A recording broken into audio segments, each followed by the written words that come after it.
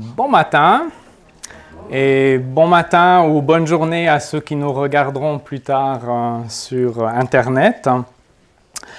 Alors, en cette période de l'année, beaucoup de personnes sont à la recherche du cadeau idéal.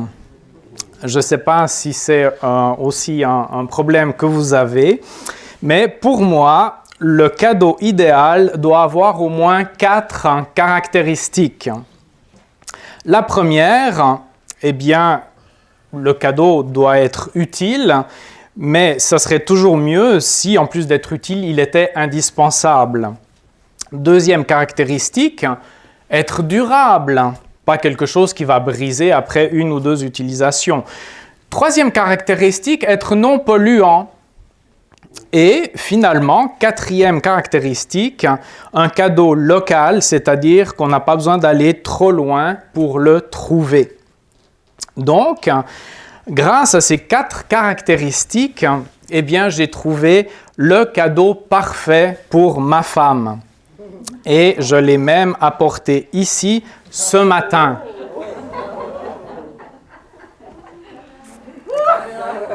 Voilà!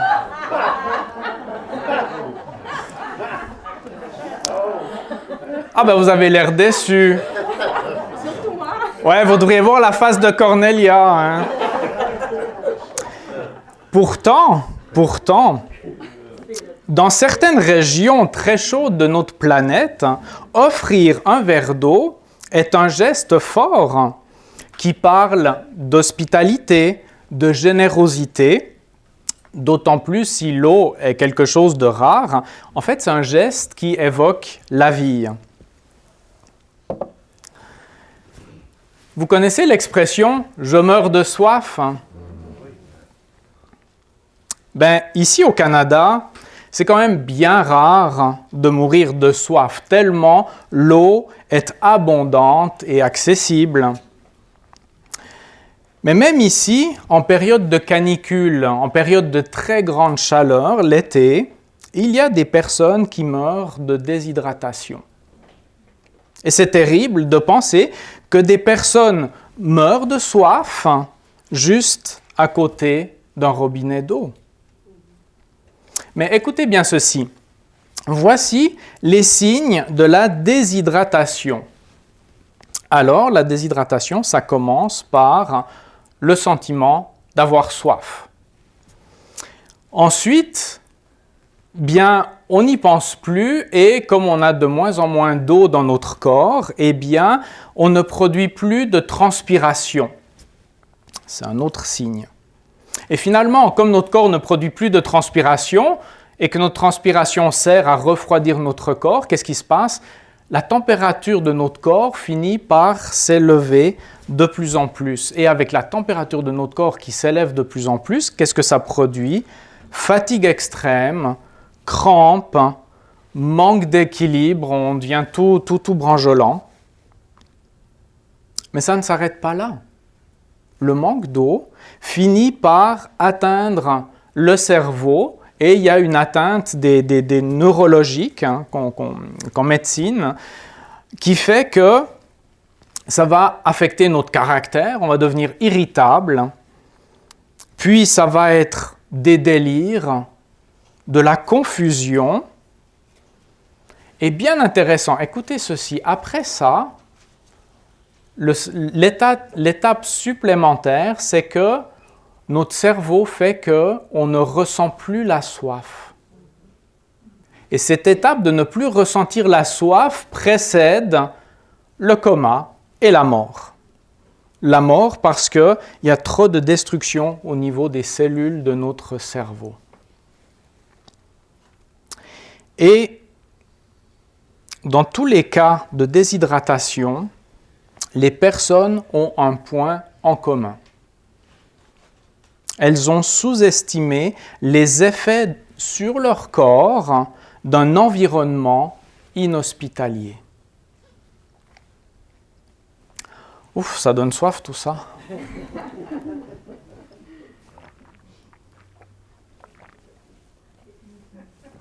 Oh non! Je viens de boire le cadeau de Cornelia. Ben non, j'en ai un deuxième. Phew. Il sera pour toi.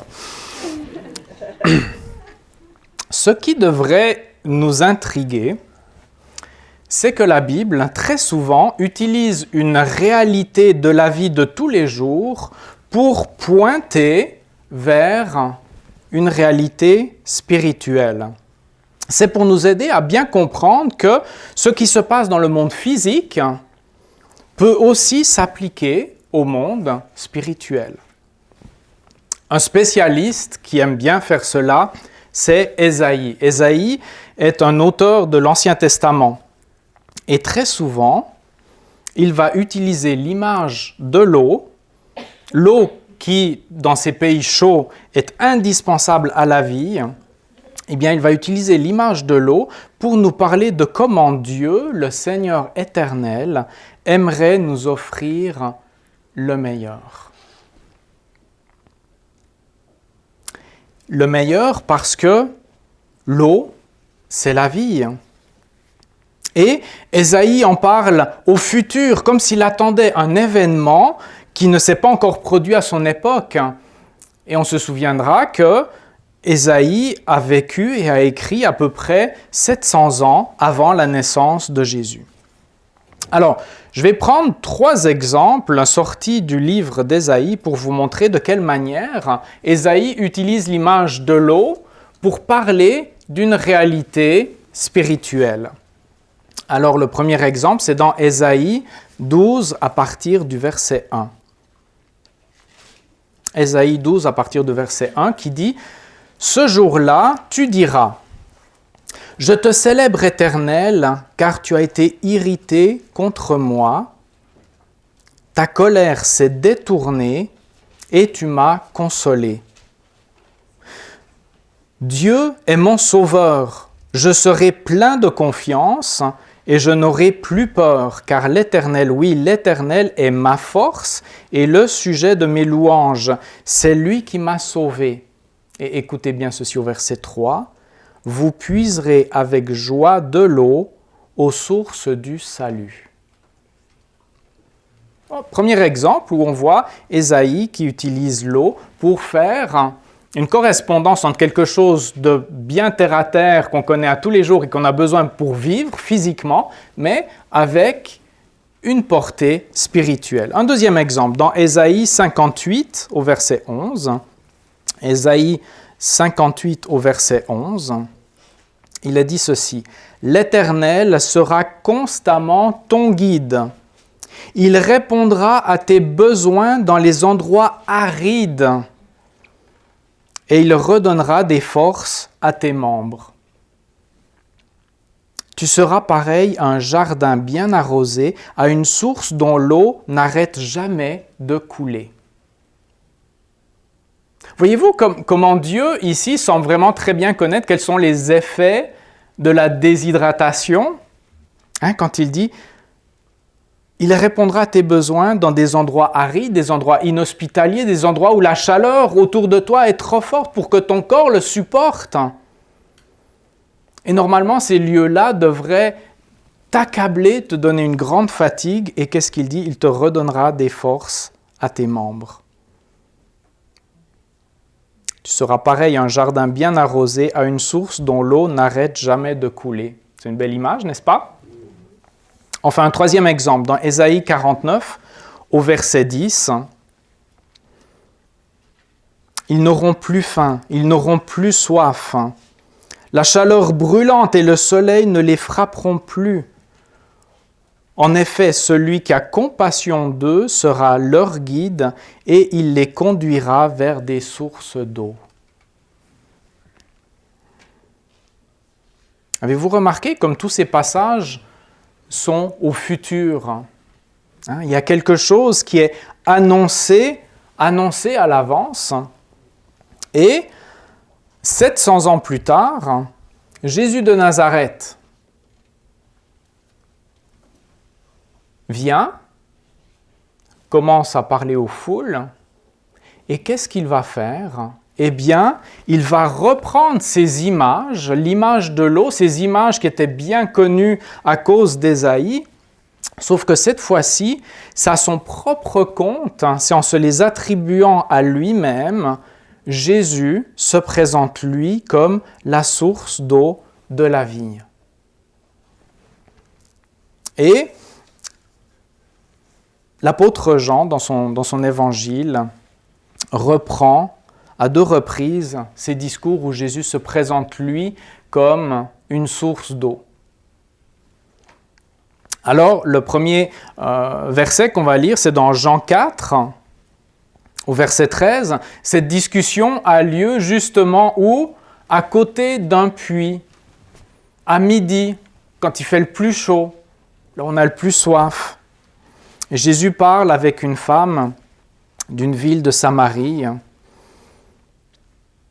Et dans Jean 4, verset 13, Jésus lui répondit, « Toute personne qui boit de cette eau-ci aura encore soif. » Il est en train de pointer sur le puits, ils sont assis là. « En revanche, celui qui boira de l'eau que je lui donnerai n'aura plus jamais soif, et l'eau que je lui donnerai deviendra en lui une source d'eau qui jaillira jusque dans la vie éternelle. »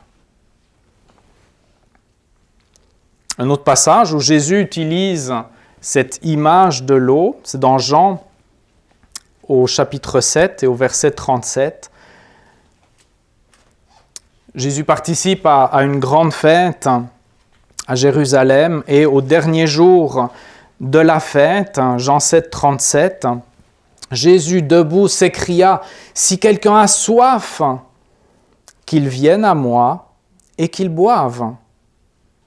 Celui qui croit en moi, des fleuves d'eau vive couleront de lui, comme l'a dit l'Écriture. »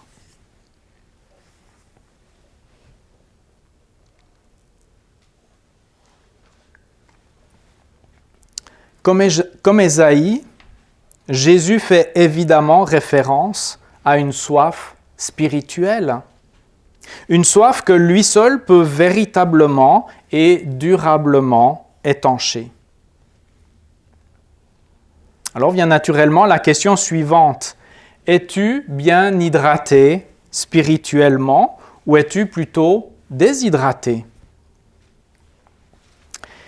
Et la question se pose d'autant plus quand on sait que la déshydratation se produit quand on sous-estime les effets d'un environnement inhospitalier pour notre âme, pour notre esprit. Un monde dans lequel nous vivons où la déshydratation spirituelle a pris des dimensions pandémiques, avec les mêmes effets. Irritabilité, fatigue extrême, confusion et délire. Voilà le monde dans lequel nous vivons et voilà ce qui va affecter notre âme, notre esprit. Alors peut-être diras-tu, mais je n'ai même pas soif. Malheureusement, ne plus ressentir la soif est l'étape qui précède le coma puis la mort. Ce n'est pas trop encourageant.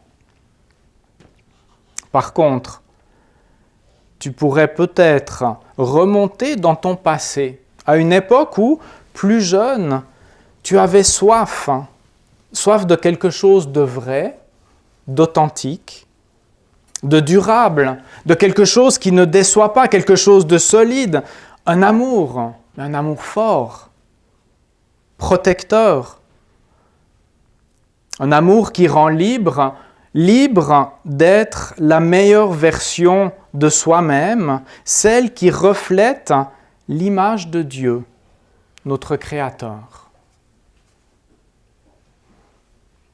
Et peut-être qu'en remontant assez loin, eh bien, tu vas trouver, oui, c'est vrai, à un moment donné, j'avais cette soif.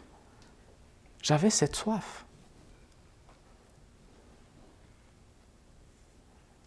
Ou alors peut-être diras-tu, « Ah, mais j'ai déjà bu. » Ah oui, tu as déjà bu, formidable. C'était quand la dernière fois? Vous savez, l'eau, c'est un petit peu comme la respiration et la respiration du nouveau-né. Vous savez, un bébé qui vient de naître, sa première respiration, elle est vraiment importante. Hein? Et puis si ça vient comme pas trop vite, eh bien qu'est-ce qu'on fait? Hop, une petite tape sur les fesses, ça part le moteur, tout est bon. Maintenant, si toi, tu restes encore aujourd'hui stické à ta première et seule respire, ben alors ça veut dire que tu es probablement déjà mort depuis bien longtemps. C'est pas trop encourageant non plus. Mais par contre, aujourd'hui encore, Jésus t'invite à venir à lui et à boire continuellement l'eau qui donne la vie. Continuellement.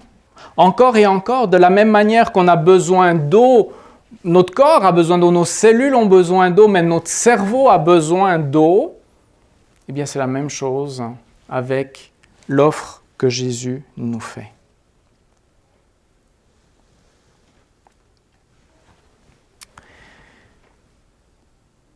Vous savez, pour que Jésus puisse nous donner gratuitement cette eau de la vie, il a dû aller sur une croix. Et lui qui parlait de fleuve d'eau-vie, sur cette croix, il s'est écrié « J'ai soif ». Il a accepté d'avoir soif, soif en avoir la langue qui restait collée à son palais. Et à mourir sur cette croix pour que toi et moi, nous n'ayons plus jamais à avoir soif.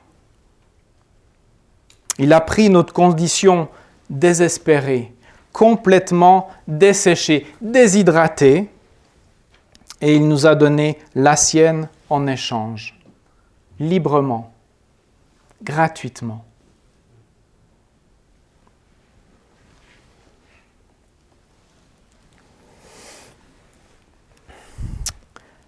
Le cadeau idéal pour 2022, est-ce qu'il est utile? Il est même indispensable pour rester en bonne santé spirituelle. Est-ce qu'il est durable? Jusque dans l'éternité. Non polluant, il n'y a rien de plus pur que l'eau que Jésus t'offre. Local, tu n'auras pas besoin d'aller bien loin pour le trouver. Alors, qu'est-ce qui t'empêche de recevoir ce cadeau aujourd'hui? De faire confiance à Jésus qui désire faire de ta vie un jardin bien arrosé, une source dont l'eau n'arrête jamais de couler. Ses bras sont grands ouverts et il t'attend. Je vous invite à prier.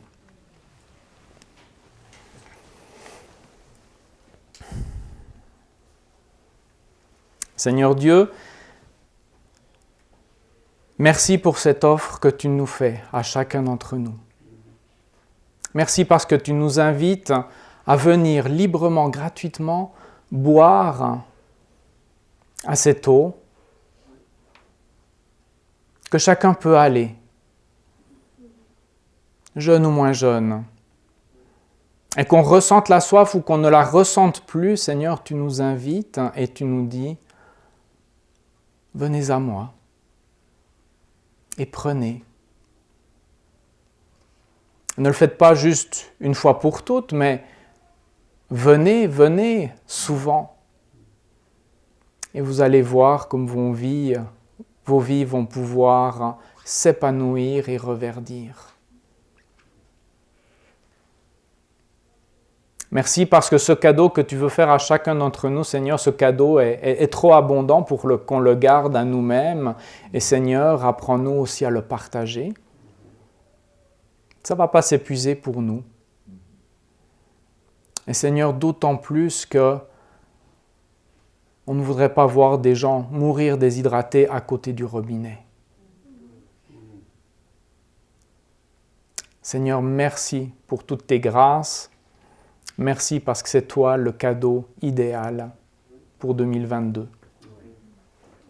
Amen.